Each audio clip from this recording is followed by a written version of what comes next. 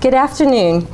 It's a pleasure to be here with you, even if by remote technology, and I'd like to first of all thank the organizers of the faculty of Cairo University for allowing me to speak with you, and hopefully modern technology will do its job. I can't think of a better place on the planet to be talking about modern technology, and particularly the role of biotechnology in agriculture, than here on the banks of the beautiful Nile River, probably one of the most intensively and productively farmed strips of land on the entire planet. And while I've looked at the program and I realize there's going to be a lot of wonderful technical talks, I'm actually going to be speaking about some of the policy issues around the adoption of biotechnology, agriculture biotechnology in particular, and as well some of the issues that need to be addressed specifically in the area of biosafety. So I think the premise or the question at hand is, are current African regulatory systems a pathway for biotechnology adoption in agriculture or not? And the whole point of my talk is to make the case that perhaps they are not currently where they need to be, and that the absence of functional biosafety systems are indeed one of the serious rate-limiting steps in the adoption of the technology on the continent. So from the perspective of what the operational premise is for effective biosafety systems, I think I'm preaching to the choir here when I make the first statement, which is agriculture is critical for the economic growth and sustainability of most developing countries. However, with respect to biotechnology, I think the evidence is now in. We've had nearly 2 decades of safe use, with many evidenced and documented and peer-reviewed examples of benefits, particularly for farmers, but increasingly for consumers. As a result, the products of biotechnology have become more widely accepted. However, with that in mind, regulatory review and approvals are still critical, first to the product development cycle, secondly to ensure consumer confidence, and thirdly to ultimately promote end-user adoption. So from my perspective and from the work that I do with my program, the Program for Biosafety Systems at the International Food Policy Research Institute in Washington, we do strongly feel that one of the key rate-limiting factors in terms of biotechnology access for resource-poor farmers and consumers is the area of biosafety, and that's a key policy and critical area that needs to be dealt with. So in terms of setting the scene, I'm not going to spend time on this slide because most of us know the issues that are facing agriculture in Africa. Very serious source of GDP for most countries, many children malnourished, lots of population pressures from extensification and climate change. And the results are that if you look at the major world areas, as this slide shows in terms of maize production, Africa, in particular sub-Saharan Africa, is still lagging far behind. In terms of the use of technology, clearly the time has shown that technology does have some very strong benefits in terms of agriculture productivity. This slide is just analysis which shows you that in the early 1900s, before the American farmer seriously adopted a lot of technology in terms of their crop productivity systems, he or she was able to feed 7 people. Today, with biotechnology, in particular, the estimates are closer to 100, and that presumes that all the other pieces of the puzzle are in place in terms of the seed, not only the seed, but fertilizer, crop protection, supportive government policies, etc. Well, as most of you in the room know, the U.S. was one of the leaders and probably the most rapid adopters of biotechnology in the world, and there's several reasons for that. There was an underlying R&D capacity. U.S. farmers and the U.S. public are generally quite tech-savvy and pro-technology. The government itself had very supportive policies early on in place to support the growth and adoption of the technology, including in the area of intellectual property rights and, of course, biosafety. In general, the American public has confidence in the regulatory structures that are in place in our country. The technology was dropped into a very mature agribusiness market to begin with, and the issues of public-private tech transfers of technology have been facilitated by strong government policy as well. Currently, the situation, according to the 2011 report from ISA, is that there are 1.25 billion hectares of biotech crops in cultivation. This represents a 94-fold increase from 1996 to 2010, proving it to be one of the fastest adopted crop technologies in modern agriculture history. Currently, 16.7 million farmers are growing this GM crops around the world, and 90% of them are farmers from developing countries. And in fact, the developing country adoption rates grew much faster than those of the industrialized countries, such that developing countries now account for 49.9% of global biotech crops in cultivation. For Africa, there are many examples where this technology can play a very important role in addressing some serious food security issues, not only for commercial products such as cotton, but in terms of what's in the pipeline: insect-resistant cowpeas, nutritional and virus-resistant cassava, sorghum, bananas, fungal-resistant bananas, water-efficient maize, fertilizer-efficient maize, and rice. These are all key technologies which, should they be adopted and brought to completion in terms of their R&D and product development cycle, offer great potential benefit for the people of Africa. However, as we've come to learn about biotechnology over the past 15 years or so, the discussion about the technology is not always just related to the science. There are lots of controversy surrounding this technology about how it functions in the marketplace and the links to the private sector, trade competition and retaliation, the technological gaps, particularly between rich and poor countries, and scientific literacy, concerns about food system control, the consumer's right to know, and of course, it oftentimes gets embroiled in politics. So the bottom line is that all of this controversy has had a continuing impact on the regulatory policies that are being put in place. And biotech in particular, GM crops in particular, have come up with a whole new set of circumstances which are not typical of other crops which have been produced by conventional methods. We now have a whole new system of regulation for these crops. The intellectual property issues are becoming very complex and also controversial. There is a need for extensive outreach to policymakers, to others in the value chain, to the consumers, and then some stewardship issues with respect to these crops, particularly for those which are being generated by the public sector, are also presenting some new challenges. So it all adds up to a need for additional funding, time, and skills to bring some of these products to the marketplace. And as this slide shows, this was given to me by Donna Ramakerzan, a colleague at the Danforth Center, and who is a member of our program as well, PBS. This slide shows that the need to start stakeholder engagement and to think about the regulatory issues really start in a much earlier point on the trajectory of product development cycle than what has typically been the case for crops which have been produced by conventional means. And this is not because it has to be that way, but it really is a result of a lot of the controversy and the need to engage the public early on and also to think about the regulatory issues early on. So what does this mean for Africa? Well, as this slide shows, there's been a lot of discussion of biotechnology in Africa. Many countries have policies on paper, but as this slide shows, very few of them are actually bringing the policy to practice. And as what is shown in the case of the green shaded countries, only 3 here in Egypt, South Africa, and Burkina Faso have actually engaged in commercial production, wide-scale production of a GM crop.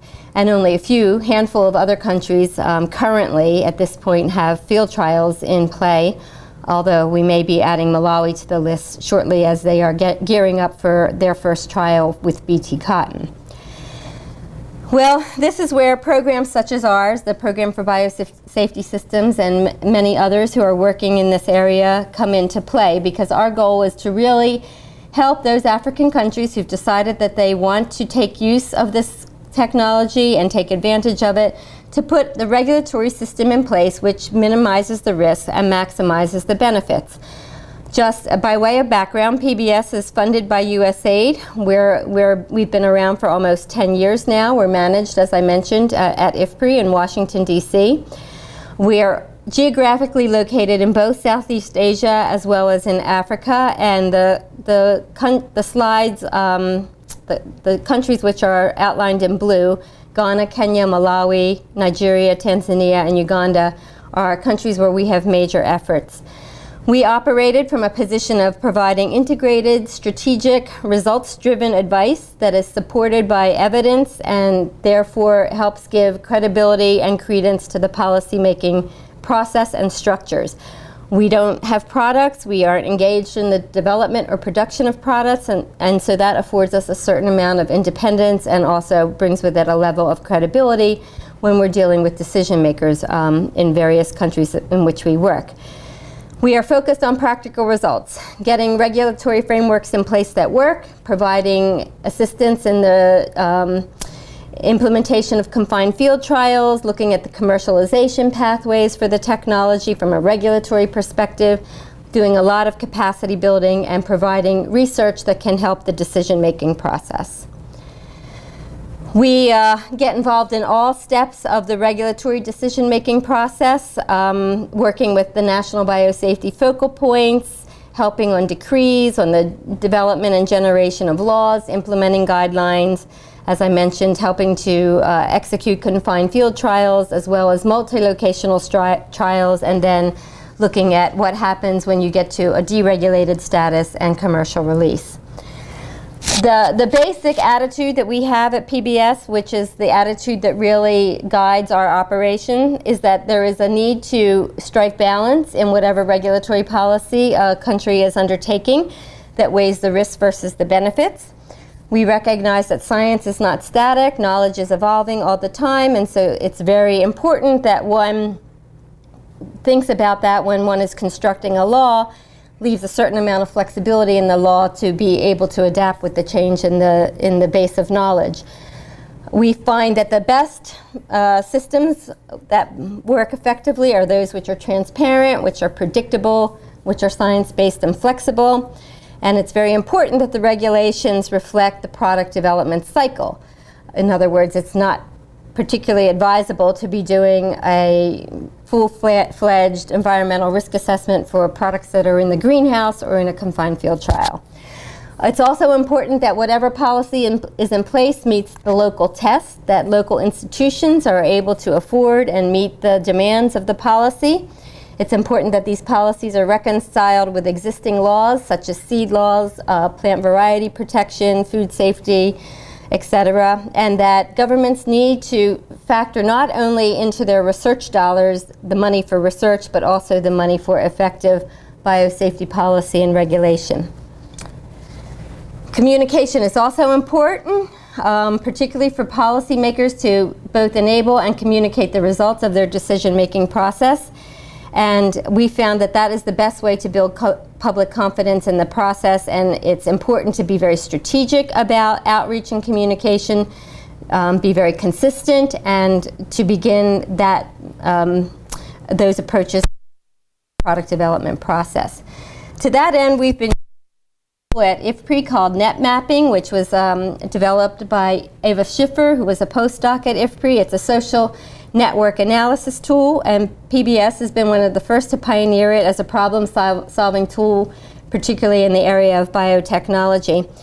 And it can provide a lot of direction for identifying policy constraints and processes, targeting audiences, understanding what the key messengers are, who the messengers should be, looking at the strategy and tactics for effective policy, decision-making and implementation, and also gives some idea of timing.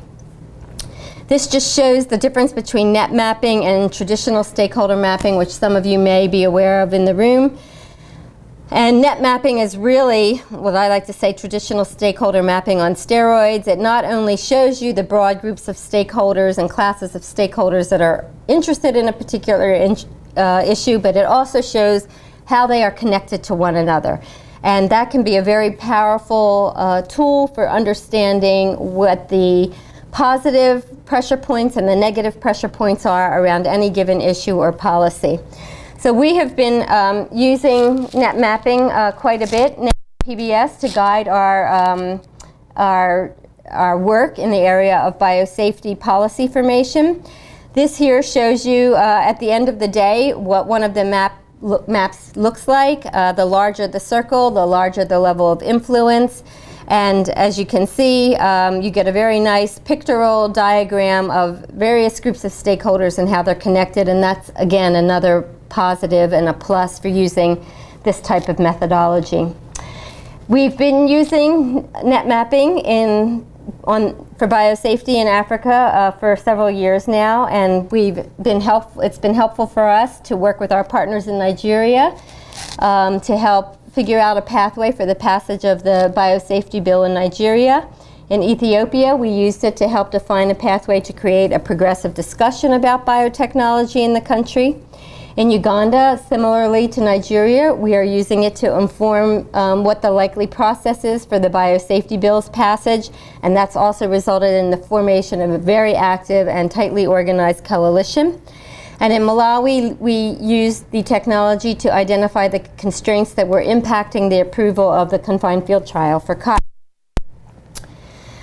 As a result of not only net mapping, but the other work that we do, we, PBS, working in partners with others such as ABNI, ISA, Africa Bio, etc., have seen some really remarkable turns of events with respect to biotechnology in the last several years. The biosafety bill has been passed in Kenya, and it's now in the arena of working on the implementing guidelines. Ghana just passed their biosafety bill and is poised to consider their first confined field trial. Uganda's bill is in process. Nigeria's has been passed, but we're still waiting for the presidential decree. But meanwhile, field trials are reaching a mature stage for cassava and cowpeas. Malawi, as I mentioned, just approved their first confined field trial. That will be taking place either at the end of this month or early December. Of course, Egypt is revisiting their biosafety framework and their bill under the direction of the Ministry of Environment. And with respect to the COMESA, there is a very significant regional harmonization initiative which is underway and is looking quite promising. So there are many examples of good progress around biosafety in Africa. More and more confined field trials taking place every day, recognition for the need for good outreach. Many service providers are working more collectively together. African scientists are exerting their influence on the regulatory systems. Developing country farmers in Africa are certainly exerting their influence as a technology pull versus push. And there are a number of harmonization initiatives underway and good political leadership coming from such countries as Burkina Faso, Kenya, Nigeria, Ghana, Malawi, etc. However, there are still a number of things to focus in on and spend a little bit more time thinking about and working on because for a majority of African countries, the policy still remains heavily focused on risk, has lots of non-scientific elements in it, things which are an obvious disincentive for the technology's development, such as strict liability clauses. And at the process level, there is still a need to do a better harmonization between ministries in terms of what their respective roles are, deal with the issues of limited operating budgets and the fact that many times biosafety laws are not reconciled with existing laws.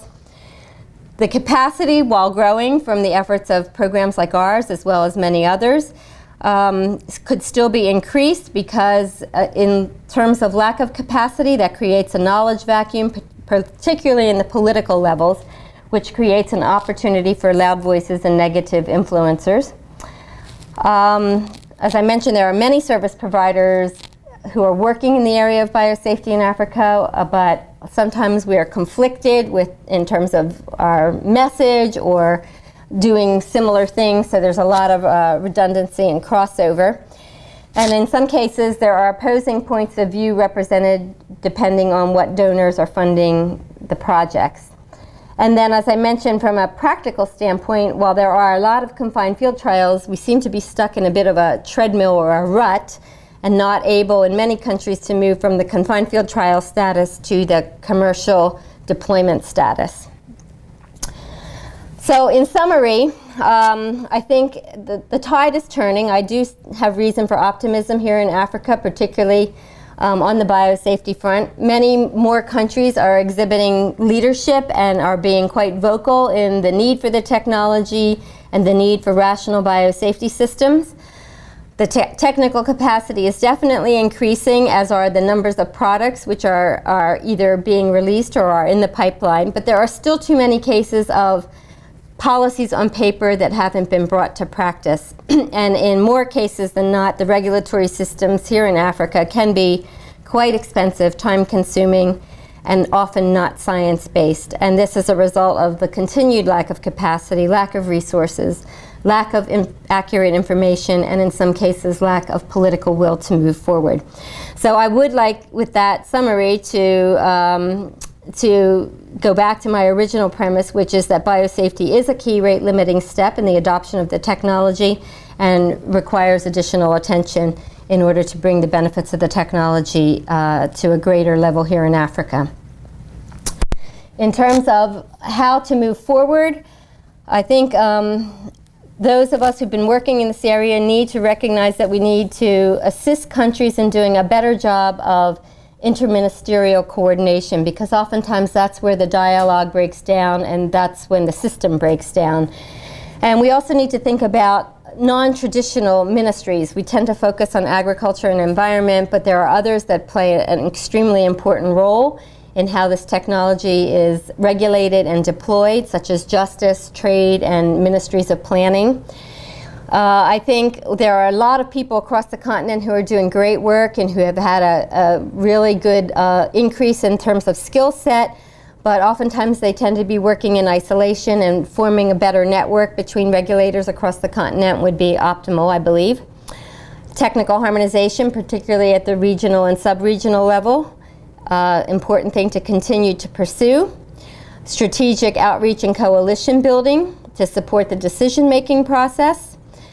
Make sure that we're looking at biosafety in the context of existing laws that are on the books, dealing with the advanced issues such as stack traits and insect resistance management, doing a better job among we service providers of coordination, spending a bit of time speaking with and perhaps having dialogue with the African Union to better understand what their position, particularly from a regulatory perspective, is with the technology. Focusing more particularly on the issue of women and gender, because it is, for the most part, women who are growing most of the crops, and yet their voices have not been strongly heard around either the debate or even within the policy corridors. And finally, I think the most important thing is to reposition the biosafety protocol for what it was intended to be originally, which was a protocol looking specifically at biodiversity and not the de facto regulatory framework that it has become. So from my perspective, the good biosafety decision-making which is taking place here in Africa can facilitate a positive role for biotechnology in Africa's economic future. And with that, I'd like to thank you, acknowledge my colleagues at PBS, IFPRI, ABNE, the Danforth Plant Science Center, and ISA for their contribution to my slides. And should you have any questions to follow up with me on after my presentation here, my email is there, as well as the PBS website, which you can visit to learn more about the kinds of things that PBS is doing in Africa. Again, thank you very much. Sorry I could not be with you in person, but I wish you a great conference.